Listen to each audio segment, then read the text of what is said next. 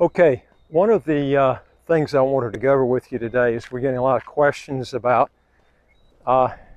real estate buying, just as cheap as you can get when you get a standalone unit. And these are standalone units, as I mentioned to you before. I would stay away from the fractional units. That's where you own a fraction of the title. They're very difficult to resell. I would just put those totally out of the picture. It's going to be very difficult to resell them. I'm talking about getting units that you own the full title of the property and getting something that's, let's say, that's in St. Kitts. You're looking at most of the units that they're selling for citizenship or condo units.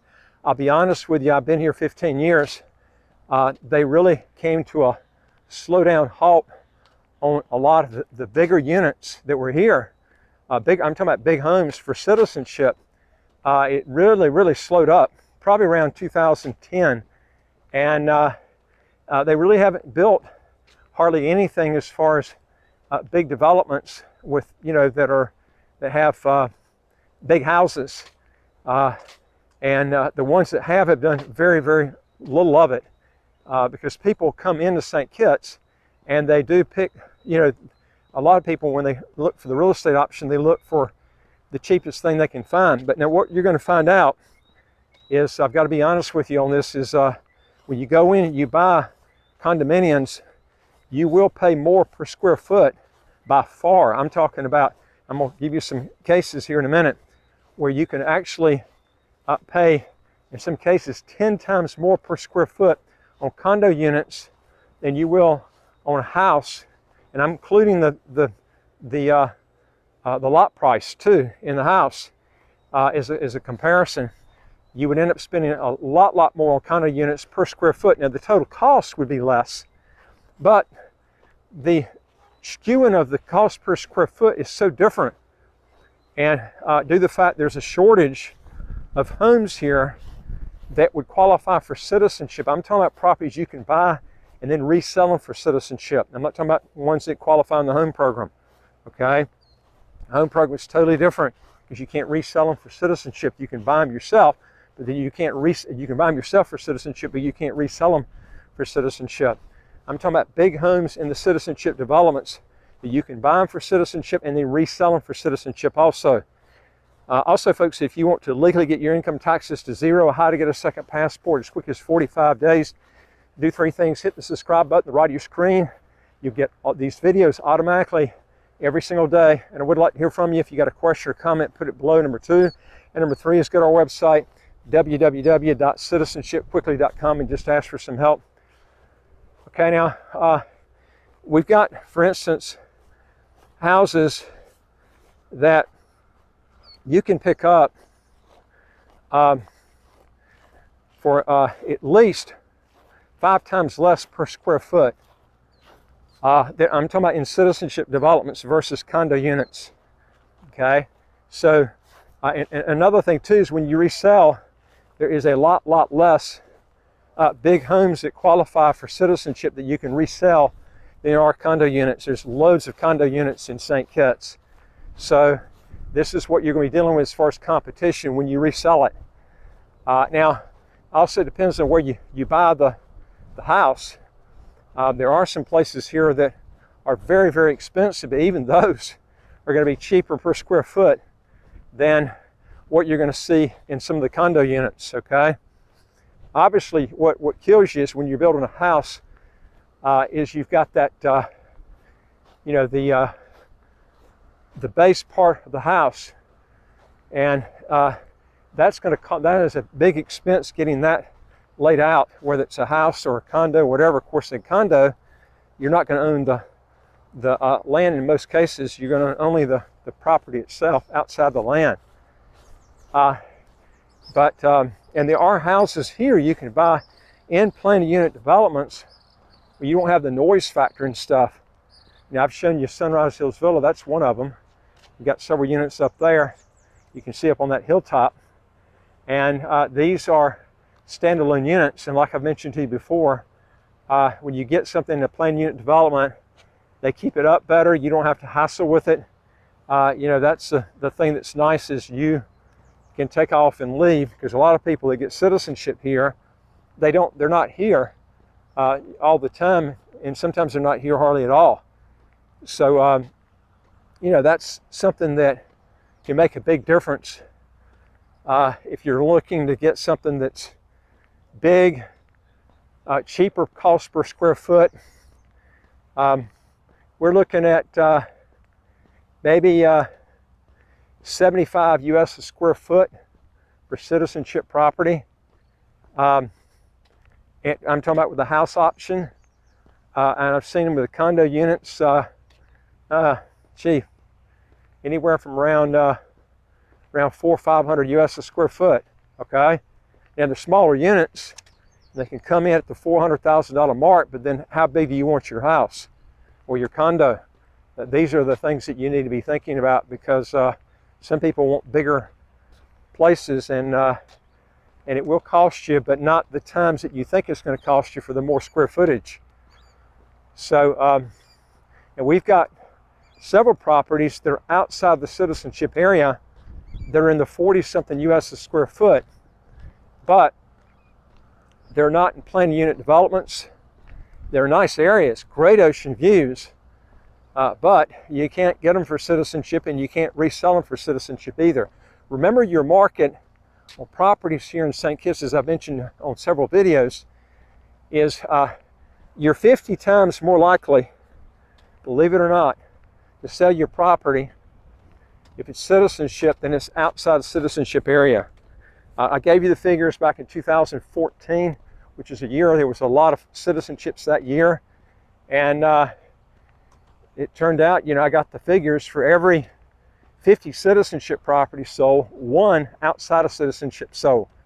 So what's the deal? If you get it for a real cheap price per square foot, but then the guys coming in, they've taken all your properties and pushed them aside because it doesn't qualify for citizenship, so they're looking for everything else. You know, this is the thing you got to understand. When people come to St. Kitts, they look at maybe properties that are cheaper, that are maybe outside of planned unit developments, and it just doesn't register to them the market when they resell that property. It's going to make a big, big difference when you exclude all those people that are wealthy foreigners that are coming in. Remember, that's what's fueling a lot of this market here, is wealthy foreigners coming in with a lot of money, and they're cash buyers. We don't ever have anybody that gets citizenship by investment that finance some property. I haven't had one in the time period I've been here, okay? And the government won't allow it, as far as local banks cannot finance for citizenship. It's against the law. They can do it for homes outside of citizenship, but not ones that are in citizenship. So, and most of the people that come here to get citizenship, we have almost nobody under 5 million net worth. I mean, there's a few we've had, but most of them are 5 million and up. So those people usually have the cash on hand to pay cash for the unit, and this way you don't have to hassle when you resell yours for citizenship, trying to sell it to someone that's going to try to get financed, and we don't have that problem here. Okay, most of those people are all paying cash.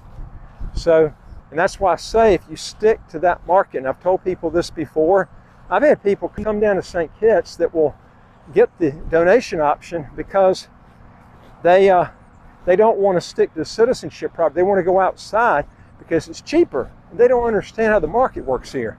Then what happens is they buy a property that's outside of citizenship, that's cheaper, and all of a sudden they wake up one day when they've been trying to sell the house, they realize how the market works here.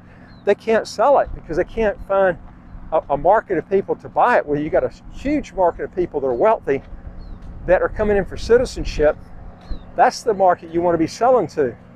But it's amazing to me how many people, they just don't understand the market here and how it works. And if you don't understand that before you come down, you wake up one day when you try to resell your property, it will take you, you'll sell it, it's just going to take you longer to do it, okay? And like I said, the market is in the citizenship market, and that's the market you should be staying with. So if you're comparing prices, only do it with, even if you're not going to get citizenship here, if you're going to be buying property for lifestyle, I tell people, if you want a good market to resell to, stick to the market of people that, stick to the properties that qualify for citizenship, okay? So, like I say, you come down here, you're not interested in citizenship, or you're getting the donation option, and you're trying to get something outside, you'd been better off, I think, in my opinion, instead of getting the donation option, get the real estate in the citizenship developments. And then we've got a developer right now that picks up all your government fees, background check fees, legal fees. This is all the stuff that you would have to pay in the donation option that you would not in the real estate option with this developer. And so you're basically paying all your money towards is the property, okay? And that's, if you really want to know ways to cut back and really save, is something like that. And I mentioned to you before, we've got a developer who's actually, he pays all the rent that you would have gotten over 5 years up front. As soon as you close on the house, it's a lease back option. And what happens is when you buy the property, you don't have to do this. You can put it in a pool. But if you do a lease back, he writes a check at closing for the whole 5 years up front. And then they take over. They got like about a 90-95% occupancy rate, so they can do this. And what care is it to you anyway, because you got your money for the rent, and it's his obligation to rent it out for the next 5 years. And you don't have to pay any sort of maintenance fees or nothing. They take care of everything for that 5-year period. The only thing you have to pay for is the property tax. That's it. And that is a real good way to go, because then you don't have any hassle. You're just buying the property, they manage it, they take all the risk, you got all the money up front. Then what's that worth to you when you can take that money, invest in, let's say, crypto, when it's real low right now? In fact, this is a good time to be doing this, because what you can do is get the money from the rent while Bitcoin is right around, you know, 20,000, 19,000, 18,000, right in there. And then take that money, if you want to put it in cryptocurrency and it goes up 3 or 4, 5, 6 times, this is a great time to really get your rent money to explode through the roof, okay? While these cryptos are down low, or the stock market, why it's down low right now. Both of them are down low, okay? So if you buy down here now, you get all this rent money up front, just use of that money that you can take and invest in areas that are real low. You don't get really good opportunities like this, but only after so many years. And so right now is a really good time, and since COVID has just been over with, you can still pick up some really good deals down here, and you'll be buying low and then get all that rent money up front, and then take that money and then purchase either equities or crypto, whatever you want to invest in at low amounts, low cost per crypto unit, or per share, depending on what you're investing. If you want to know more on this, folks, again, go to our website, www.citizenshipquickly.com, and just ask for some help. And I would like to hear from you. If you got a question or comment, put it below. And folks, don't forget to hit the subscribe button right on your screen. You'll get these videos automatically every single day, and I look forward to talking to you on the next video. Take care.